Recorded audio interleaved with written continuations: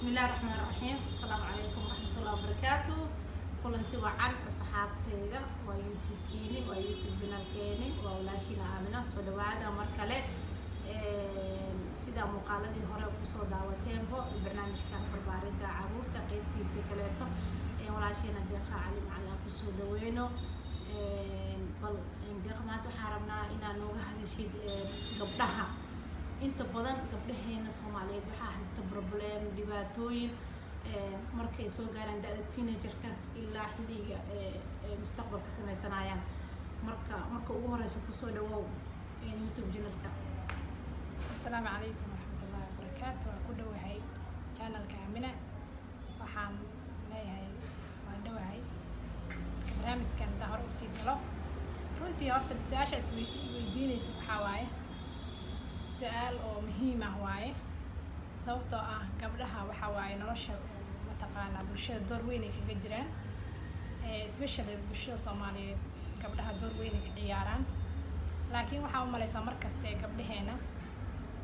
إني معناها قبلها قاركود معناها ظروفها الجرو إني توبركي أما وحياله ديار جروجي قبل اللي جرب إني سنهلين marka cid la rabo inay mar walba gabadha u diyaariso tababarkii ficilha mustaqbalkeeda waxaa laga rabaa hooyada ama ayeeyada ama eedada ama hawiyarta qof kastoo markaas gabadha markay soo qaan gaaraysa gacanta ku haayo kasoo qaad gabdhaha inta badan xilliga oo qaangaarka waxay la kulmaan xaalado cusub ay la kulmaan gabadha xaalad oo nafsi ay gashaa inta badan especially gabadha markay u imaado dowladeeda kale markay imaado marka bahalka dhiiggeed bilaha kale markuu gabadha u imaado inay gabadha xaalad adag gashaa laga yaabaa cabsi inay bilowdo inay wax qariso inay bilowdo marka inta badan hooyada waxaa looga baahan yahay ama qofka ayeeyada ama qofka haaya gabadha inay tiraahdo ay u sheegto dhahayso soo dhawow waxaas waa caadi waxaas haddaa isku aragta caadi waaye wax dhib le maahan waa weynaatay markaa dhahdo gabadhaad way weynaatay inta badan gabadha iyadoo weynaanin oo macnaha ciyaala waxaa la dhahaa waa weynaatay laakiin markaas ayaa waxaa loo baahan yahay waa weynaatay inaad dhahdid mas-uuliyaddaa ku kortay maantay mas-uuliyaddaas macnaha qof qaangaara noqotay waxaan maahan wax laga dido wax laga cabsado maahan wax la caayo maahan bas gabadha sida isku xanaanayn lahayd iyo waxyaalaha xanaanooyinka ee xilligaas u baahan tahay in loo sheego marka laakiin gabdhaha badan waxaa u malaysaa xilligaas inay gabdha inta badan ay caqabad la kulmaan xaalado badan oo nafsiyaad ay gabadha la soo daristo dad macnaha wixii laga dhigo wax gabadha jawi cusub ay gashay haddana waxaa laga canaan inay la kulanto dacaayad inay dacaayad fara badan inaa lagu sameeyo iyadoo laisdhahaayo macnaha gabadha ha laga xishoodsiiyo aan laisdhahaayo laakiin qajilaadda mar horetay gabadhaan markay soo qaan gaarta qajilaad ay bilaabaysaa inay cabsatay bilaabaysaa su-aalo fara badan ay qabtaa inay macnaha su-aalahaas qof uga jawaabay u baahan tahay marka waxay u baahan tahay in la soo dhaweeyo waxyaalo badan la fahansiiyo waxaas la fahansiiyo waxay u baahan tahay mustaqbalkeeday anficaysaa gabadheeday hadhowtii beri kusii anficaysaa gabadhaad markii calaamadaha astaamaha qaangaarka ay yeelato inaad dhahdid maaha naya maxay tahay wax kugu yaal iyo wax lamid ah inaad tiraad maasha allah hooyo waxaa kaa dareema inaad gabar weyn soo noqonaysa maasha allah oo ku faraxsanaa da'daas soo gaartay ilaa cimrigaas gaarsiiya ma haddaas kale macnaha inaad dareentid jawi cusub oo caadiya inay soo gashay waxay u baahan tahay xushmad fara badan ay u baahan tahay marka inay xushmadi hesho inay hesho macnaha meelo u qaasa oo macnaha hesho qol gooni oo kaleeto ama qol gabdho bis inay la degan yihiin waxyaalo badan oo u qaasa oo mataqaan shopping gooni iyo waxbay ay u baahan tahay in loo xaliyo marka waxaa u malaysaa dee duruufaha iska jiriyo waxyaalaha qaarkood dad qaar inay u saamixayna laga yaabaa laakiin waxa wax markasta aad heli kartid waxaa waaye moralka inaad gabadha taageertid inaad canaanta faraha badan ee gabdho marka soo qaan gaara lagu sameeyo waxaa leeyahay gabdhaha laga yeeleeyo especially hooyooyinka ama ayeeyooyinka kheyr allah siiyo waxaa waaye gabdha aadaa loo canaantaa xilligaas waxaa la leeyahay naya maxay tahaan masaas maxay tahay gabadhiiya marka waxay dareemay qajilaada dareemay cabsiya dareemay marka in cabsidaas faraha badan laga yareeyo loo sheego waxaan inay caadi yihiin weligeed soo dhici jireen gabar kastoo qaangaaraan ay waxaan ay leedahay wax laga cabsadan aysan ahayn sababtoo gabadha markay iyadoo qajilaad dareemayso cabsi dareemayso haddii misna lasii canaanto mataqaana wixii la shaacshaaciyo waxay sii dareesas iyo cabsi fara badan ay dareemaysaa dhaawacaas gabadha xilligaas ku imaado waxaa laga yaabaa inuu mustaqbalkeeda dambe uu saameyn fara badan ku yeesho waayo gabadha markay marxalad cusub ay gashay ilmay ahayd ilmay ka soo baxday waxay dareem ilmi inay ka weyn tahay adigana ka war hadda sida ilmihi ula dhaqmayso weli ya oo canaanta ku wadid oo macnaha waxyaalo badan oo aad la fahmaynin waxaa gabar ku dhahaysa aniga qof i fahmaayo ma joogo hooyaday yani waxaas ma fahmi karto hooyaday ku dhahayso marka adiga iyo hooyaday isma fahmayno sabab laakiin arintaas taas waa mid aan ilaa focuska maxay dhahaysaa sababta waxay tahay hooyadii ma laga helin soo dhaweyn ma laga helin gabadha soo qaban inay soo dhaweysay ahayd tira soo dhawow waxyaalihii u baahnayd baahiyaadkeeda gaarka ay ku xalli lahayd inay usoo diyaariso shopping gaar inay gabadha u samayso mataqaanaa ii sheeg qolkeeda inuu gooni u ahaado macnaha ii sheeg waxyaalaha gabadha markay qaan gaarto macnaha waxyaalo badan oo khataraada ku hareereysan inay dhacdo waxyaala iska jir ya sababta gabadha way soo qaan gaartay calaamadii qaangaarkay leedahay marka saas inta badan waxaa laga rabaa hooyada inay markii oo gabadha ay la hadasho inta badan hadalka ugu muhiimsan inay macnaha talooyin siiso canaanti faraha badneyd oo macnaha markii oo macnaha gabadha ilmaha ahayd in laga yareeyo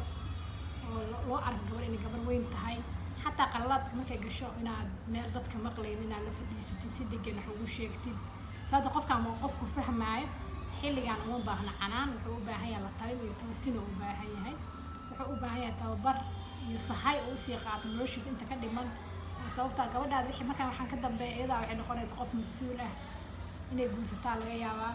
marka nolosheeda macnaha talooyinka ay ku meel mari lahayd mustaqbalkeeda iyo nimeed ku anfici lahayd inaa siisay u baahan tahay marka canaantii faraha badneed iyo dagaalkii way dhammaadeen inaad la tashatid waxyaalaha qaar kale faamilka waxyaalaha ku saabsan inaad ka talagelisid ama ee saaxiibaan horta ma dhihi karnaa deeqo adoo mahadsan hooyooyinka Soomaaliyeed ilaahay khayr ha siiyo hooyooyinka badanaa ma ahan hooyooyinka qaar iyo gabdhahooda wax saaxiibtinimo kama dhexayso ma dhihi karnaa walaahi waa la dhihi karaa oo sababta dad markii si guud bulshada loo fiirsho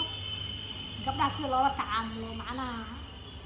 wax dhaqan haan waa nagu jiro oo ah macnaha xataa markaad u fiirisid gadaal aa u fiirisid macnaha sababta xataa gudniinka loo sameynayo fircooniga adag wixii cadaadis gabadha macnaha inay gabadha fakanayso oo kale macnaha dhaqan noocaas camal aa nagu jiro marka haddaad xataa gabdhaha hadalla qaar kula hadasho naa kadaa gabar waa ku halaabaysa hadalladaas gabdhaha lagama hadle hadallada jilicsan gabadha ka daaya gabadha kaa halaabay macnaha waxaa u malaysaa marka inta badan gabdhaha hadallada naxariistooda aan ka dhowrno marka laakiin sax maaha gabadha hadallada naxariista gabadh asxaan looma sameeyo oo kaleeto hawsha marka la fiiriyo marka waxyaalaha maanta hawsha haddii lagu badiyo iyo waxaas cadaadiskaas faraha badan waxaa la dhahaa xumaanka ma ahan laakiin waxaa la rabaa waxaa la dhahaa gabadha tababar adag inay qaadato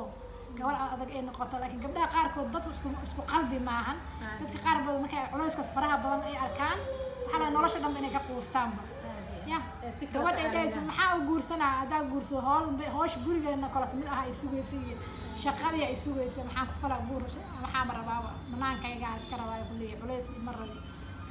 markasta waxaa qasab ah horta naxariista bini aadamkana way wada baahan yihiin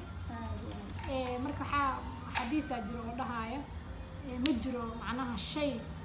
uu galo naxariis ay gasho ama rifqi uu galo ilaa wuu wanaajiyaa ma jiro shay uu adeeg galo ilaa wuu xumeeyaa marka taasi waxaan ka dareemaynaa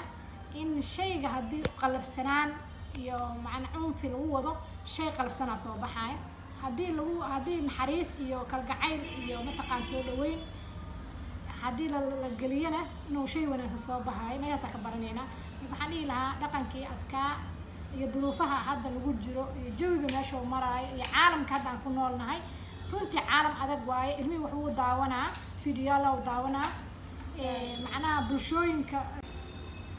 doorka aabaha uu ku leeyahay barbaarinta ilmaha horta si guud waa muhiim sababtoo ah waxaa u malaysaa anaga bulshadeena aabaha inta badan markuu ilmaha ay soo qaangaaraan loo sheega cabashadooda in la dhaho wiilkiana wax iga maqlo gabadhaana wax iga maqlo odagana ulow soo qaataa wuxuu jafi kaloo jafaa inta badan marka laakiin waxaa fiican aabaha inuu ilmaha intay yaryar yihiin day one markay dhashaan inuu ilmaha noloshooda kamid ahaado u cadayeeyo macnaha marka qaar oo ilmaha haayo waqti la qaato banaan kusoo warwareejiyo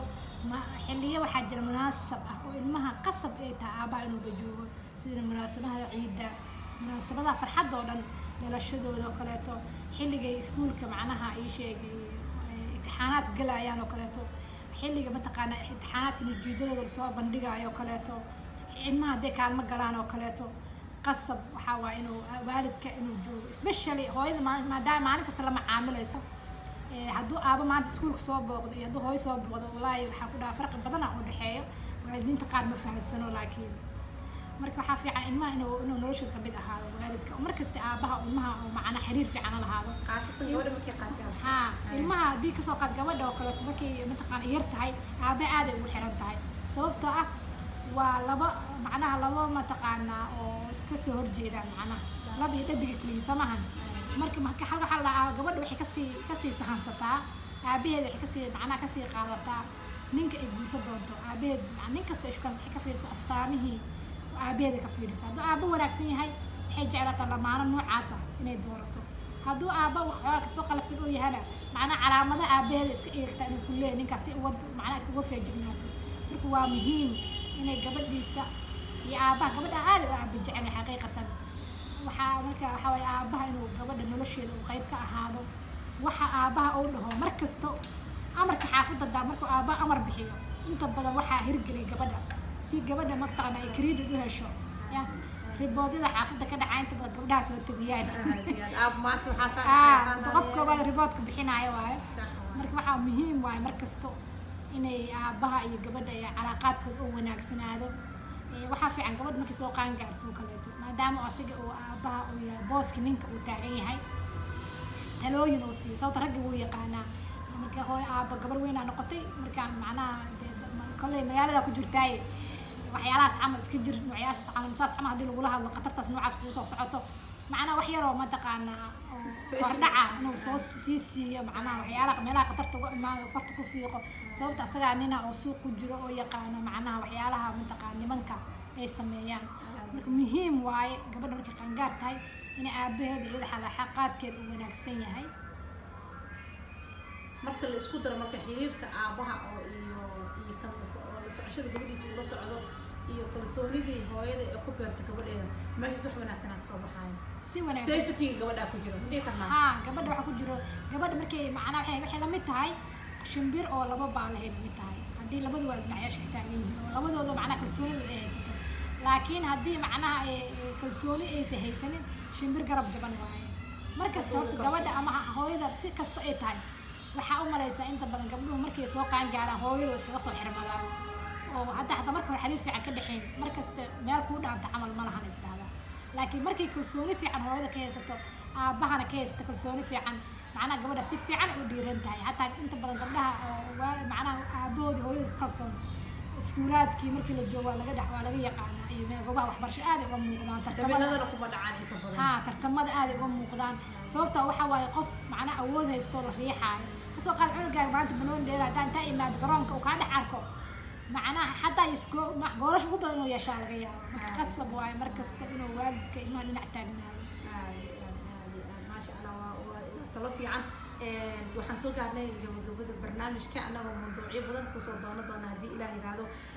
bal ka waran maadaama barnaamijka gabdhaha aan ka hadlaynay talada ugu dambeysa ee aad waalidiinta u jeedinayd xilli gabdhaheenii dhibaatooyin badan maanta ee la kulmayaan xilli gabdhihii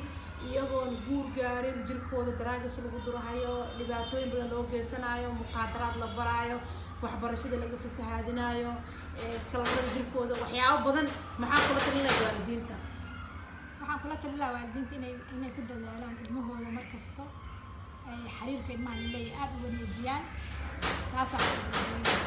maasha allah waa mahadsan tahay asxaabteena waxaa leenahay way mahadsan tahay deeqa cali cumar intaan barnaamijka kala ku kulmi doono sidaas geliyo asalaamu calaykum waraxmatullaahi wabarakaatu